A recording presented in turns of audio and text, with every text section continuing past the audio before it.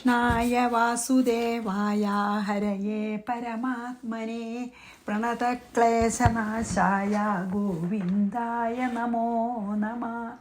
രാമായ രാമഭദ്രായ രാമചന്ദ്രായ വേധസേ രഘുനാഥായ നാഥായ സീതായ പതയേ നമഃ. ശ്രീ സീതാലക്ഷ്മണ ഭരശത്രുഘ്ന ഹനുമൽ സമേത ശ്രീരാമചന്ദ്രസ്വാമിനേ നമ. യത്ര യത്ര രഘുനാഥ കീർത്തനം തത്ര തത്ര കൃതമസ്തകാഞ്ജലിം ബാഷ്പവാരി പരിപൂർണലോചനം മാരുതിം നമത രാക്ഷസാന്തകം. അപ്പോൾ നമ്മൾ കഴിഞ്ഞത് നമ്മൾ 29 പറഞ്ഞ് നിർത്തിയത് എന്താ വെച്ചാൽ, അതായത് പിന്നെ ഓർമ്മ ഒന്ന് പരശുരാമനൊരു പൂർവ്വകഥ. അതായത് ഭഗവാൻ പ്രത്യക്ഷപ്പെട്ടിട്ട് അങ്ങൻ്റെ അംശാവതാരാണ്, കാർത്തവീര്യാർജുനെ കൊന്നിട്ട് പിന്നെ ഞാൻ തന്നെ ത്രേതായുഗത്തിൽ രാമനായി അവതരിക്കുമ്പോൾ അപ്പോൾ ഞാൻ അത്ര കാലം ഇങ്ങനെ ഇരുന്നുള്ളത് കഴിഞ്ഞാൽ അപ്പം ഞാൻ വീണ്ടെടുക്കുക, അങ്ങക്ക് തന്ന ആ ചൈതന്യം ഞാൻ എന്നിൽ ലയിപ്പിച്ചോളാം എന്ന് പറഞ്ഞു. അതനുസരിച്ച് ഇപ്പോൾ എന്നിലിരിക്കുന്ന അങ്ങയുടെ തേജസ് അങ്ങയാൽ തന്നെ ഇപ്പോൾ മടക്കിയെടുത്തു എന്നാണ് നമ്മൾ പറഞ്ഞു നിർത്തിയതല്ലേ. കുറച്ച് വ്യത്യാസത്തിലാണ് പിന്നെ എഴുത്തച്ഛൻ്റെ കേട്ടോ. കാരണം പിന്നെ ഇതിൽ നോക്കൂ, ആ വില്ല് കയ്യിൽ നിന്ന് അങ്ങോട്ട് എടുത്തു, വേഗം വലിച്ചെടുത്തു, കുറച്ച് ദേഷ്യം ആയിട്ടല്ലേ. പക്ഷേ എഴുത്തച്ഛൻ അങ്ങനെയല്ല പറഞ്ഞത് കേട്ടോ.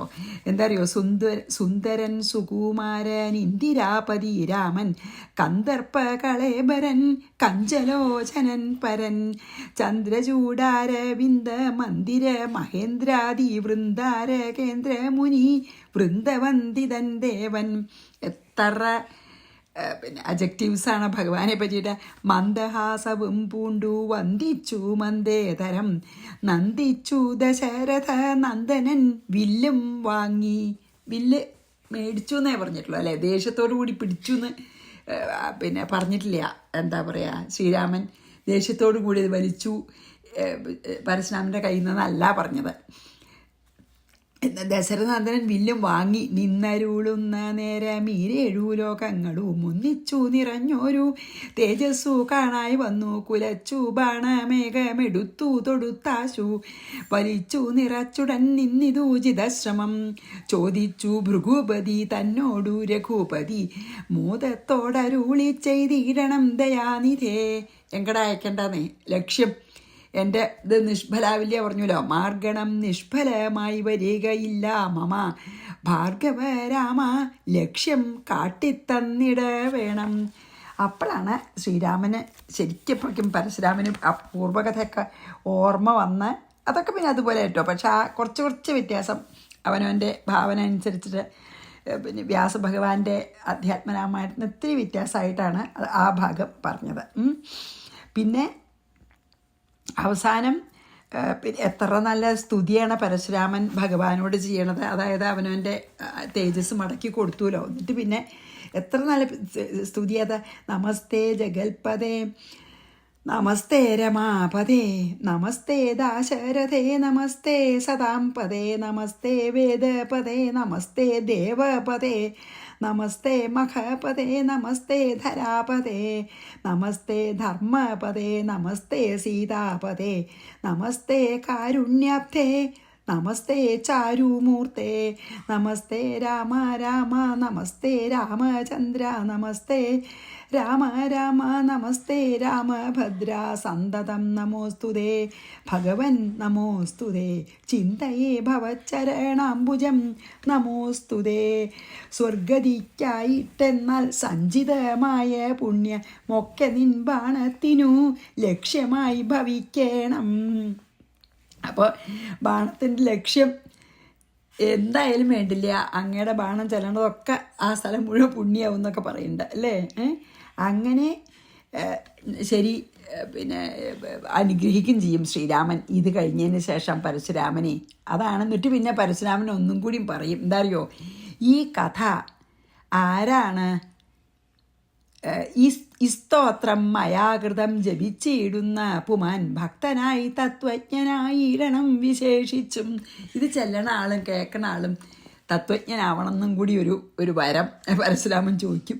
മൃത്യു വന്നടുക്കുമ്പോൾ ത്വൽപാദാംബുജഗതി ചിത്തെ സംഭവിപ്പതിനായി അനുഗ്രഹിക്കണം. നല്ലൊരു വരം ആണ് ചോദിച്ചത്.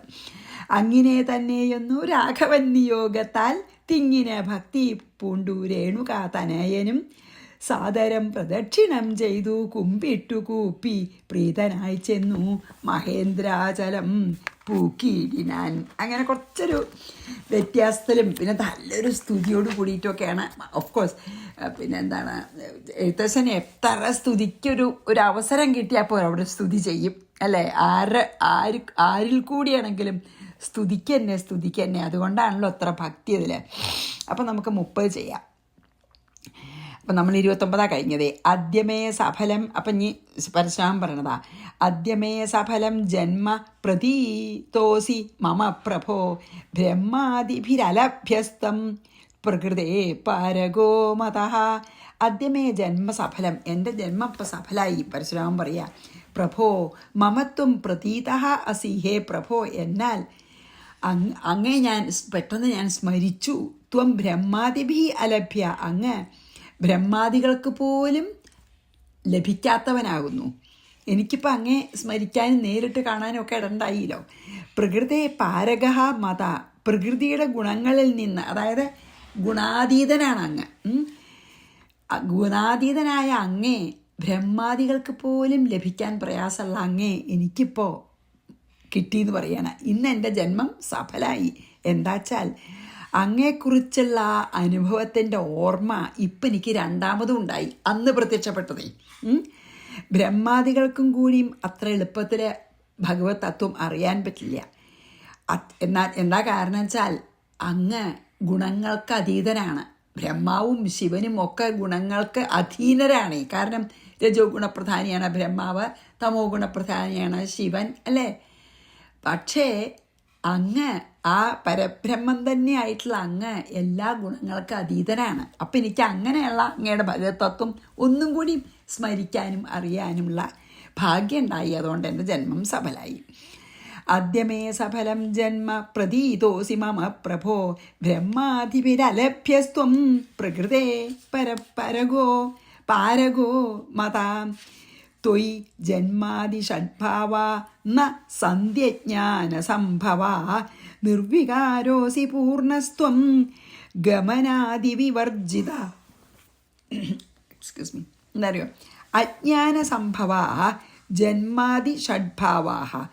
അജ്ഞാനം നിമിത്തം ഉണ്ടാകുന്ന നമുക്കുള്ള ഈ 6 അവസ്ഥകൾ, ജനനം, പിന്നെ ഈ പരിണാമം, വളർച്ച അല്ലേ, അത് പിന്നെ അവസാനം വാർദ്ധക്യം, മരണം, അങ്ങനെ 6 അവസ്ഥകളാണ് എല്ലാ ജീവികൾക്കും ജനിച്ച് മരിക്കാൻ വരെ. അപ്പം അങ്ങനത്തെ അവസ്ഥകൾ തൊയ്യുന്ന സന്ധി അങ്ങക്കില്ല.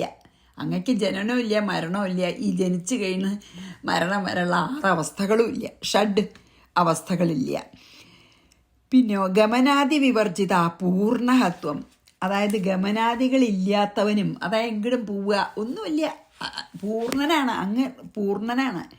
നിർവികാരഹ അസി, വികാരം ഇല്ലാത്തവനുമാണ്. അതായത് ഇതാ എന്തൊക്കെ 6 നമ്മളിതിന് മുമ്പ് പറഞ്ഞതോ.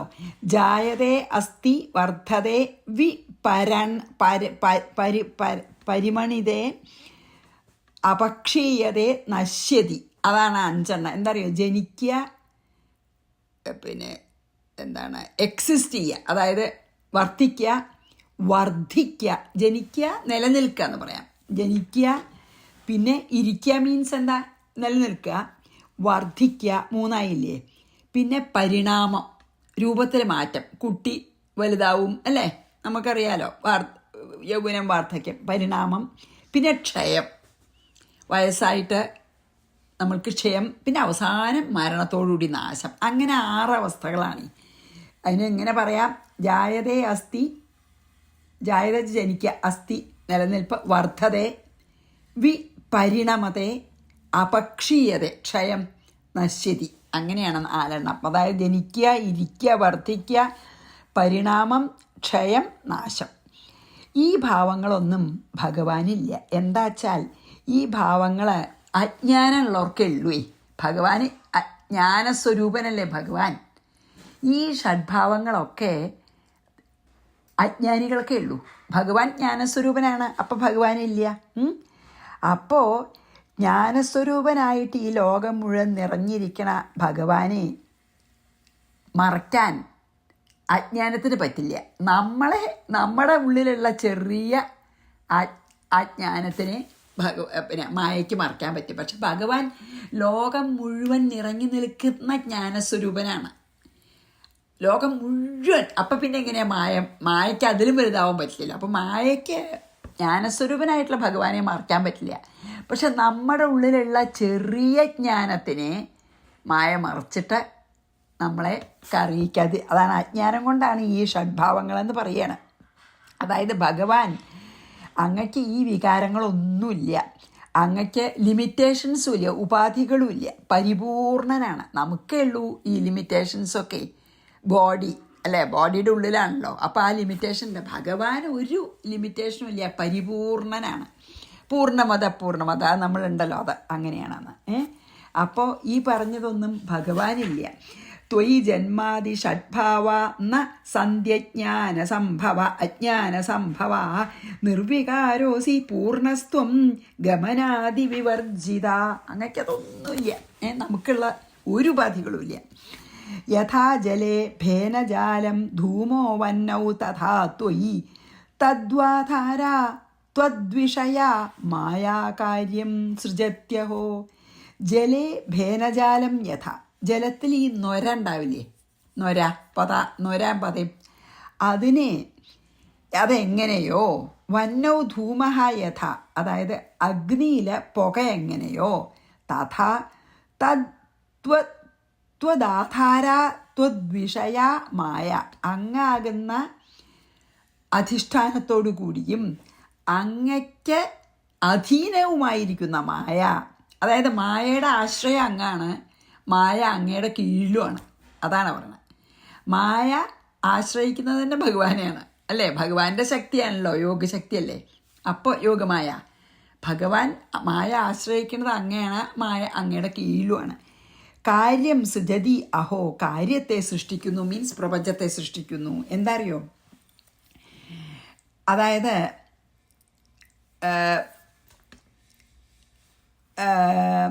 ഈ എന്താണ്, വെള്ളത്തിൽ നുര എന്ന് പറഞ്ഞാൽ ഈ നൊരയും പതയൊക്കെ, തിരമാല,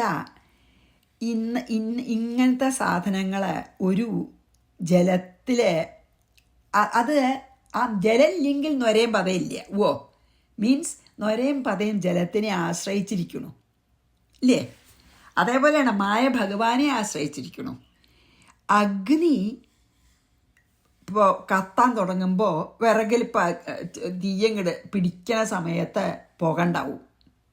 അപ്പോൾ ഈ നൊരയും പതയും പുകയൊക്കെ ജലത്തിലും അഗ്നിയിലും സ്വതയുള്ളതല്ല, അത് അതിലിങ്ങനെ വരികയാണ് ഇടയ്ക്ക്. അതായത് തിര കൊണ്ട് നൊര വരും അല്ലേ, കുറേ തിര അടിക്കുമ്പോൾ പത വരുമല്ലോ. അതേപോലെ തന്നെ ശരിക്കും അഗ്നി കത്തണ സമയത്ത് പുകയില്ല, അത് കത്തി തുടങ്ങുമ്പോൾ ചിലപ്പോൾ പുക ഉണ്ടാവും. അപ്പോൾ എല്ലപ്പോഴും ഉള്ളതല്ലാതെ. അപ്പോൾ ശരിക്കും സ്വതയുള്ളതല്ല, ജലത്തിൽ സ്വതേ നൊരയില്ല.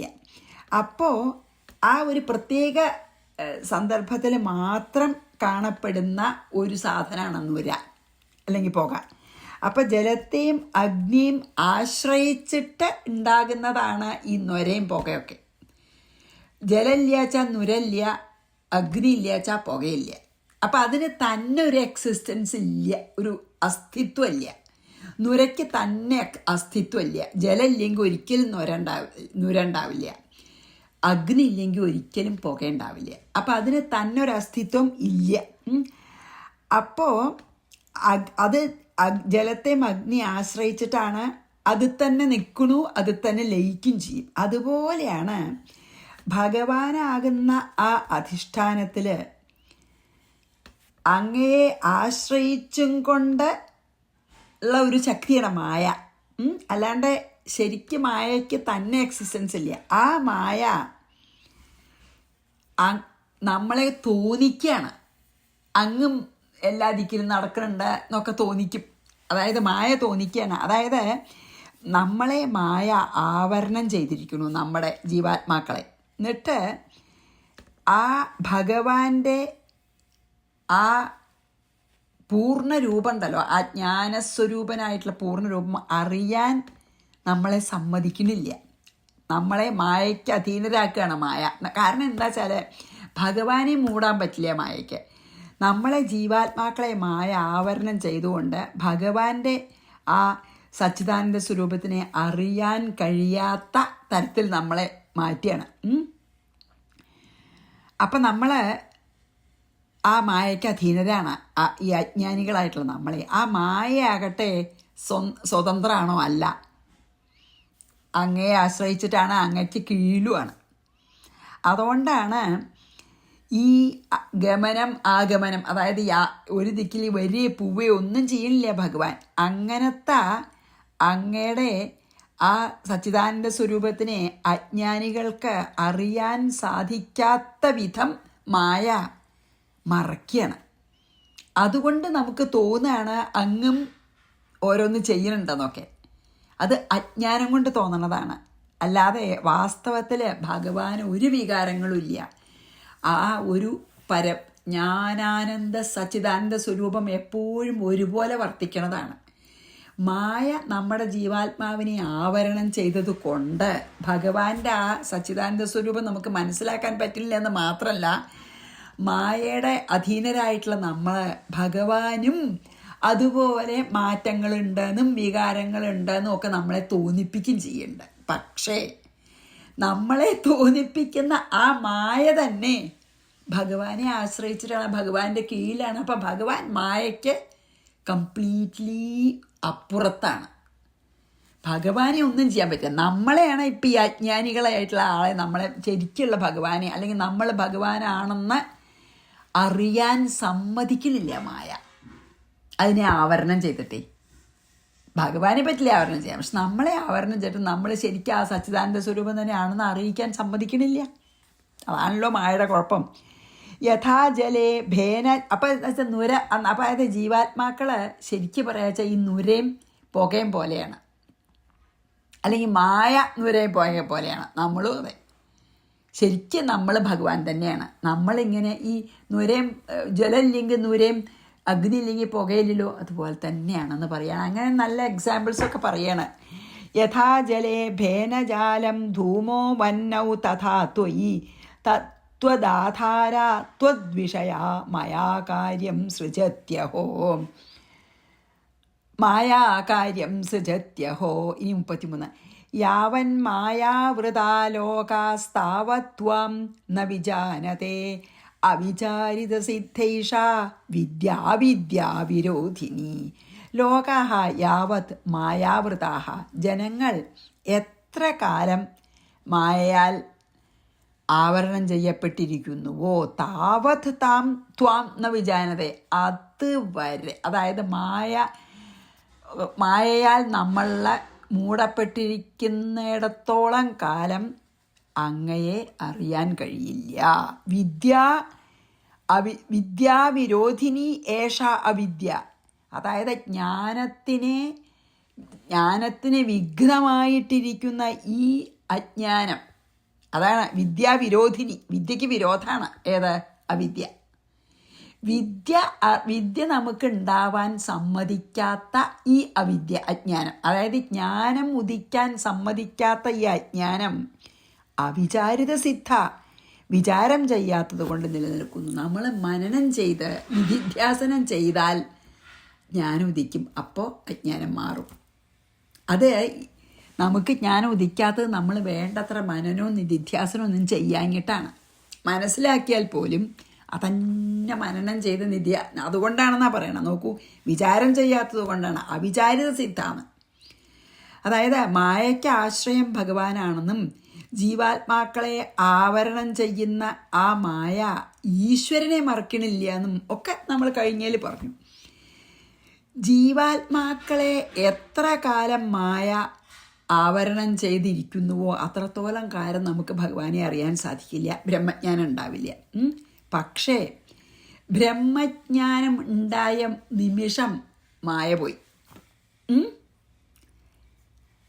അതായത് ഈ അവനവൻ്റെ ഈ മായയ്ക്ക് കാരണമായിട്ടുള്ള ഈ ബ്രഹ്മജ്ഞാനം എന്താ മായയുടെ സൂത്രം വെച്ചാൽ നമുക്ക് ജ്ഞാനം ഉണ്ടായാൽ മായ നശിച്ചുവേ. അപ്പം മായയുടെ ഉദ്ദേശം എന്താ?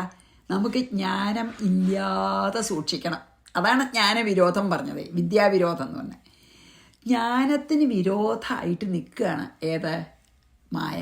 നമുക്ക് ജ്ഞാനം ഉണ്ടാവണമെന്ന് മായയ്ക്ക് ഇഷ്ടമല്ല. എന്താ കാരണം? നമ്മൾക്ക് ജ്ഞാനം ഉണ്ടായാൽ മായ മരിച്ചു, പിന്നെ മായ ഇല്ല. അതുകൊണ്ടാണ് മായ നമ്മളെ ആവരണം ചെയ്തിരിക്കുക. കാരണം മായയ്ക്ക് നമ്മളെ ഇന്ന് പോകാൻ ഇഷ്ടമില്ല. അപ്പം വിദ്യയ്ക്ക് വിരോധമായിട്ട് മായ നിൽക്കുകയാണ്. അതാണ് പറയണത്. ബ്രഹ്മജ്ഞാനം ഉണ്ടായാൽ മായ നശിക്കും. ആ അവനവൻ്റെ തന്നെ നാശത്തിന് കാരണമായിട്ടുള്ള ബ്രഹ്മജ്ഞാനം ജീവാത്മാക്കൾക്ക് ഉണ്ടാവാതിരിക്കത്തക്ക വിധം അവരുടെ ജീവാത്മാവിനെ മറയ്ക്കുകയാണ് ഈ മായയുടെ സൂത്രം. പക്ഷേ ദ മോമെൻറ്റ് നമുക്ക് ജ്ഞാനം ഉദിച്ചാൽ ആ മായ എന്ന് പറഞ്ഞൊരു സാധനം തന്നെ ഇല്ല എന്ന് നമുക്ക് മനസ്സിലാവും. ഏതുപോലെ ജലമില്ലെങ്കിൽ നുരയില്ല, വന്നിയില്ല, അതെ അഗ്നിയില്ലെങ്കിൽ പുകയില്ല എന്നുള്ള പോലെ എന്ന് മനസ്സിലാവും. അതുകൊണ്ടാണ് ഇല്ലാത്തത് എന്നർത്ഥമുള്ള അവിദ്യ എന്ന് പേര് മായയ്ക്ക് ഉണ്ടായത്. അതുകൊണ്ടാത്രേ. അവിദ്യയ്ക്ക് എന്താ അർത്ഥം? ഇല്ലാത്തതെന്നത്രേ അർത്ഥം അവിദ്യയ്ക്ക്. അതുകൊണ്ടാണ് മായയ്ക്ക് വേറൊരു പേരുണ്ട് അവിദ്യ എന്ന്. അതായത് വിദ്യയും അവിദ്യയും രണ്ട് തരത്തിലുണ്ട് മായ. ഒന്ന് പിന്നെ എന്താണ്, അതായത് രണ്ട് രൂപമുണ്ട്. അവിദ്യ ബ്രഹ്മമായി തന്നെ ഇരിക്കുന്ന ജീവാത്മാവിന് ഞാൻ ബ്രഹ്മാണെന്നുള്ള ബോധം ഉണ്ടാകാതിരിക്കത്തക്ക വിധം നമ്മൾ ദേഹാഭിമാനം ജനിപ്പിക്കുക. അതാണ് അവിദ്യ. അവിദ്യ എന്താ വെച്ചാൽ ബ്രഹ്മമായി, ശരിക്കും ബ്രഹ്മമാണ് നമ്മൾ. ആ ബ്രഹ്മാണെന്ന ജീവാത്മാവിന് ആ ബോധം ഉണ്ടാവാതിരിക്കത്തക്ക വിധം ദേഹാഭിമാനം ഉണ്ടാക്കുകയാണ് അവിദ്യ. എന്നാൽ വിദ്യ ഉദിച്ചാൽ, അല്ലെങ്കിൽ ജ്ഞാനം വിദ്യയുടെ പിന്നെ ആ പ്രകാശത്തിൽ അവിദ്യ നശിക്കുമ്പോൾ യഥാർത്ഥ ജ്ഞാനം ജീവാത്മാവിനുണ്ടാവും. അവിദ്യ നമ്മളെ ഞാൻ ബ്രഹ്മാണെന്ന് മനസ്സിലാക്കാൻ സമ്മതിക്കാതിരിക്കുകയാണ്. പക്ഷേ അത് എപ്പം ഇല്ലാതെ ആവണോ അപ്പം ഈ ജ്ഞാനത്തിൻ്റെ തിളക്കത്തിൽ, ആ ജ്ഞാനദീപത്തിൻ്റെ പ്രകാശത്തിൽ അവിദ്യ നശിക്കും. രണ്ടും കൂടി പറ്റില്ലല്ലോ, പ്രകാശവും ഇരുട്ടും. അപ്പം അവിദ്യയാകുന്ന ഇരുട്ട് ജ്ഞാനപ്രകാശത്തിൽ അങ്ങോട്ട് നശിക്കും. അവിദ്യാനാശം സംഭവിക്കണ വരെ ഇല്ലാത്തതാണെങ്കിലും നമുക്ക് ഈ ലോകം ഉള്ളതാണെന്ന് തന്നെ തോന്നും. അതാണ് ഈ മായയുടെ ഒരു ബുദ്ധിമുട്ട്. നമുക്ക് ഈ അവിദ്യ നശിക്കണ വരെ നമുക്ക് ഇല്ലാത്തത് ഉള്ളതാണെന്ന് തന്നെ തോന്നും. അതാണ് മായയുടെ അതാണ്. അപ്പോൾ ഈ മായ നമ്മൾ ഒരുപാട് മനനവും നിധിധ്യാസനവും ചെയ്താൽ മാത്രമേ നമുക്ക് നശിപ്പിക്കാൻ പറ്റുള്ളൂ. ഈ മായ നമ്മൾ സത്യസ്വരൂപനായിട്ടുള്ള ഭഗവാനെ ആശ്രയിച്ചാൽ മായ തന്നെ നീങ്ങും എന്നാണ് പറയണത്. അതുകൊണ്ടാണ് ഭഗവാനെ ആശ്രയിക്കാൻ പറയണത്.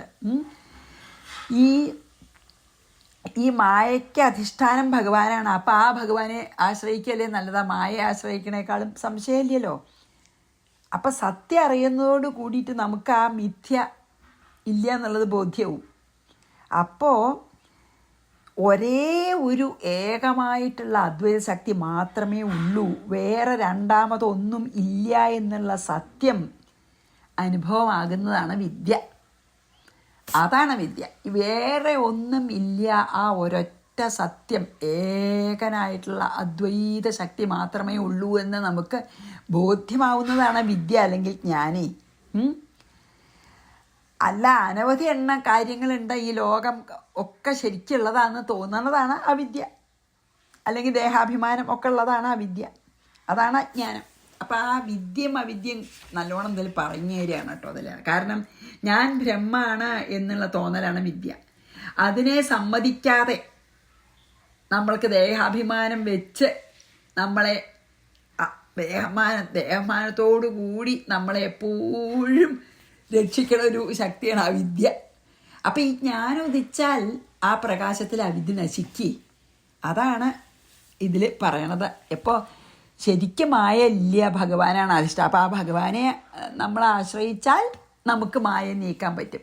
പിന്നെ മാത്രമല്ല, നമ്മളിങ്ങനെ അതിനെ സ്വയം പറയുക, അതാണ് മനനവും നിധിധ്യാസനവും ഒക്കെ കുറേ ചെയ്യുമ്പോൾ നമുക്ക് ഇത് സത്യമല്ലാന്ന് വരും. അതിൻ്റെ ആ മനനത്തിൻ്റെയും നിധിധ്യാസനത്തിൻ്റെയും അല്ലെങ്കിൽ വേണ്ടത്ര വിചാരം ചെയ്യാത്തത് കൊണ്ടാണ് നമുക്ക് ഈ മായ നിലനിൽക്കണമെന്ന് പറയുകയാണ്. അപ്പം നമ്മൾ ഇങ്ങനെ വായിക്കുകയോ മനസ്സിലാക്കുകയോ ചെയ്താൽ പോരാ എന്നാണല്ലോ ഇൻഡയറക്റ്റായിട്ട് പറയണത്. ഇങ്ങനെ വായിക്കുകയോ മനസ്സിലാക്കുകയോ ചെയ്താൽ പോരാ, നമ്മൾ അതിനെപ്പറ്റി കൂടുതൽ മനനം ചെയ്യണം. എന്നിട്ട് നമ്മളെ തന്നെ കൺവിൻസ് ചെയ്യണം. എന്താ ഇത് ഞാൻ ശരിക്കും ബ്രഹ്മാണ്, എന്നെ അത് അറിയാൻ സമ്മതിക്കാത്ത അവിദ്യ എനിക്ക് നീക്കണം എന്ന് വിചാരിച്ച് നമ്മൾ അതിനെ മനസ്സിലാക്കി ഇത് വെറും മിഥ്യയാണെന്ന് മനനം ചെയ്തിട്ടും ഉദാഹരണങ്ങളെ കൊണ്ടും മനസ്സിലാക്കണമെന്ന് പറയുകയാണ്. അതൊക്കെ പറയാൻ പോലും എനിക്ക് അർഹതല്ല, എങ്കിൽ പോലും ഇതിൽ പറഞ്ഞതും എനിക്ക് മനസ്സിലായത് ഞാൻ ഷെയർ ചെയ്യണം. അപ്പം 33 വായിച്ച് നമുക്കിവിടെ നിർത്താം. യാവൻ മായാവൃതാലോകാസ്താവത്വം ന വിജാനതേ അവിചാരിത സിദ്ധൈഷ വിദ്യ അവിദ്യാ വിരോധിനി. ശ്രീകൃഷ്ണാർപ്പണമസ്തു. സർവത്ര ഗോവിന്ദനാമ സങ്കീർത്തനം. ഗോവിന്ദ ഗോവിന്ദ. ശ്രീ സീതാ ലക്ഷ്മണ ഭരത ശത്രുഘ്ന ഹനുമൽ സമേത ശ്രീരാമചന്ദ്രസ്വാമിനേ നമഃ.